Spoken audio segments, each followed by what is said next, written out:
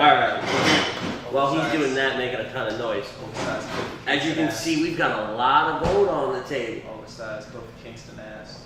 This is our first, I think, review of champions.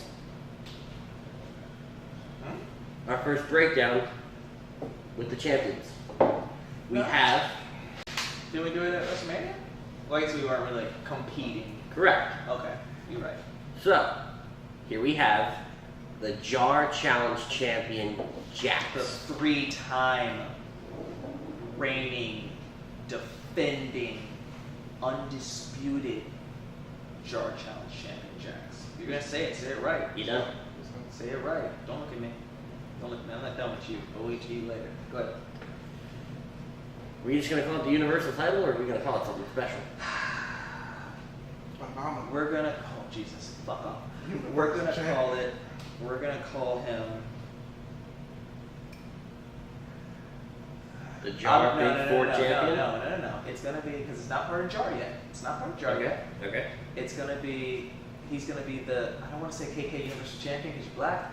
And that's just 1K away. We are going to get sued. No. It's going to be... Yeah, just call it the Universal Championship. I can't fucking... For now, this is Silent Hill, our Universal Champion. And I, as always, am your Jar Intercontinental Predictions Champion, Ritz. Tonight was SummerSlam. Brooklyn, New York. Universal Multi-Brand Champion. There you go. I like it. Universal Multi-Brand Champion. UNB. The Jar UNB. Universal Multi-Brand Champion. Alright, I like it. He's unsigned. There you go. Well done. I like it. I like it a lot. So, Brooklyn, Barclays Center. Yes. Going into tonight, you and I had heard about NXT because of our schedules. We've not yet had the opportunity to watch TakeOver. Let me address that. So, because we haven't watched TakeOver for 2 years, for 2 years straight, the main roster show has been inferior on every level to NXT. So we're doing it backwards this time, also because of our schedules. So we've watched SummerSlam now, and we'll watch NXT later, because apparently they've got some dope matches on that. So we're just trying out something different here. Also, I apologize to my fans in advance for drinking this bitch beer by this bitch champion over here, and by this collusion holding champion over here. But it's literally like the only beer-based thing we had here. He popped the top. You could have had vodka. He popped the top. He knew what he was getting into. I did it to myself. Oh, you say it right? Yeah. You accepted your fate. You're right. He asked if he could have So, anywho, not a bad night for. No, it was good. If you think about it, and we always talk about how WrestleMania is the end all be all. SummerSlam really kicks off that Big Four season feel because there's such a huge gap between WrestleMania and SummerSlam, right. But then the gap between the next, it's only a couple months, you know, 2 or 3 months between each one. So it kind of gives that big season feel for us. Right. We're gonna breeze through the pre-show only because you weren't here. Oh, hold on, we're not breezing through the pre-show. Well, I wasn't even watching it, and we're gonna address that. We're gonna address the situation with the pre-show. Yes. As far as the matches themselves, we're gonna breeze through that. We started the night off with the Miz Taraj versus the Hardy Boys and Jason Jordan. Who took the pin? Jason Jordan. Of course he did. With the new Titantron. He's a Green Bay Packers fan now, apparently. Bro, he had the old Apollo Crews. Are you kidding me? Yeah, pretty much. Are you Oh my God. It was bad. It was bad. Get the fuck out of here. I was in the midst of cooking, so I don't know really what happened, a whole lot of that. Akira Tozawa, Neville for the Cruiserweight title. Neville takes the belt back after losing it Monday night. You had made the comment during the show, if he was gonna lose, should have been tonight. it should have been tonight. And I agree with you on that. You don't do the rematch no, that's dumb. Stupid booking. Now I know where this is gonna go, so I'm just gonna say it and shut up. The New Day, Big E and Xavier Woods Follow me. versus the Usos for the Be titles. with me here. You gotta say Here we go. them thugs, the Usos. I can't get away with saying that. Yeah, Put the D in them thugs. I can't do The that. Usos. Hello, I can't do that. You can No, pronounce he them goes. thugs. He goes. Those thugs over there. Yo, those thugs. those hoodlums. Them- I didn't get half of Enzo's promo tonight. Them, I didn't either, and I'm black. Listen. I only started saying I stuff kept- about New York. I was like, hey, I'm in Texas, bro. Yeah. I don't Like know me, what you that kept looking at each other like I don't know what Enzo's saying, bro, but I'm gonna go ahead and do some other stuff. Like I Let couldn't me say get on more. Twitter and see if they know what Seriously. they're Okay, now Let's hang in here, Okay, though. now let's address this. Okay, how? No, Enzo's a part of this. How the fuck? How do you put the New Day and the Usos on the pre-show, but you leave Enzo's bitch ass on the main? The on the main only show? argument I have for it, and it's not a great argument, but it's an argument nonetheless. Mental. It makes you tune into the pre-show. Because you know it's happening, it's a match people want to see, it makes them tune in. Oh, before you get on your tangent, super side note.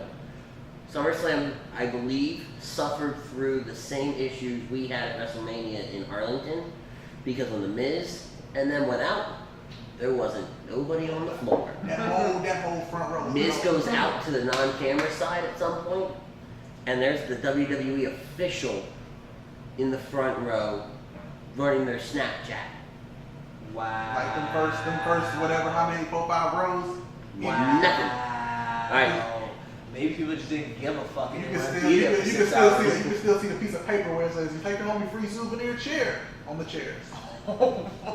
WWE, you're fucking up, son. Like, All right, let's get back to it. oh my god. Okay. So, obviously, I walked in halfway through this match, and the part that I saw was greatness. We've already discussed that the Usos and the New Day just work Mm-hmm. so Absolutely. well together, and it's Absolutely. fucking unbelievable. I'm still stuck on how the fuck you put them on the pre-show when it's a big deal title. Like, are you trying to bury SmackDown? You know what I'm saying? Like, I hear what you're saying. The Cruiserweight title, okay, like, no one gives a shit about 205 Live. I get that. Jason Jordan, you're not getting over. Go sit down somewhere, you ignoramus fuck. Get the fuck out of my face. Big words. You could have had Chad Gable be Kurt Angle's son, and I would have been cool, but you're like, you know I what? want to hear about that. We don't After the give, pay-per-view. we're gonna give Jason Jordan. Until Jason Jordan is We're gonna make Kurt Angle some. We're gonna give Kurt Angle some diversity. We're gonna give him some culture, and it's gonna be GOAT. Like fucking hell. Okay. Usos won, so we have new tag champions. Them thugs. Them thugs, them boys, down since day one ish. Which I gotta buy that shirt next. That's happening. Why even give the New Day the titles then? Again, makes people want to tune in. For America, dude. You know how every rule is all just red, white, and blue on Oh, Battleground. Jesus Christ. If anyone outside of wrestling were to look at the New Day's gear, they're like, they clearly represent the LGBT. Like, they're not trying any bullshit with that. That's a fair point. Preach. I am well aware. You got 3 dudes that are just shaking it on TV, saying, no, man, we like brothers, but, you know, we wear horse penises on our forehead. Are you joking me?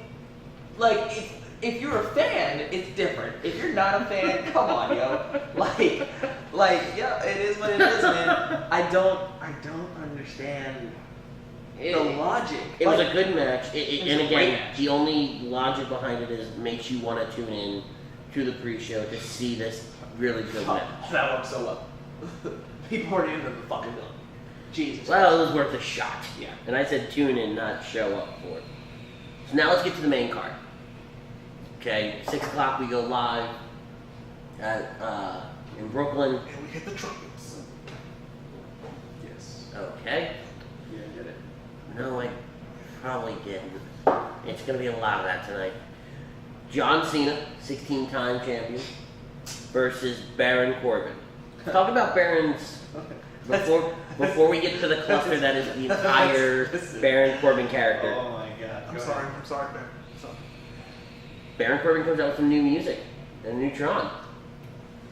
I was behind it. You and I made the comment. That was a game changer. That entrance was dope. I thought it was a game changer. I Should have been a game I was changer. incorrect in my assumption. My dude is in the motherfucking doghouse. Vincent, like, nah, you good, fam? My dude. It's like, no, you bro. He should have came down to Kendrick Lamar to be humble. Like, you done fucked up. And Cena put on his Twitter a picture of Baron Corbin in a dumpster fire after he won the match. He did not. He did. He buried Baron Corbin on social media and on TV. This dude used to be the Money in the Bank contract holder. Up until about 96 hours ago. And now my dude is being taunted by John How Cena your life changes in a on week. Twitter. How the mighty have fallen. So he says used to. For everybody that lived under a rock over the last couple of days, Baron Corbin, and yes, we get that it's a show, but in his infinite wisdom, decided he wanted to cash in his Money in the Bank briefcase Genius. on Jinder Mahal after Mahal got Super AA. It was the right time. Out of context. In context, bell rings. Corbin looks at Cena, hits Cena. Mahal rolls him. 1, 2, 3. I think the actual match lasted about 15 seconds. Not even that long. 5. Maybe. 3 count, and then it took 2 seconds to punch Cena. Probably. So, there you go. Oh no, it was 7 seconds. Someone actually timed it. 7-second match. Okay.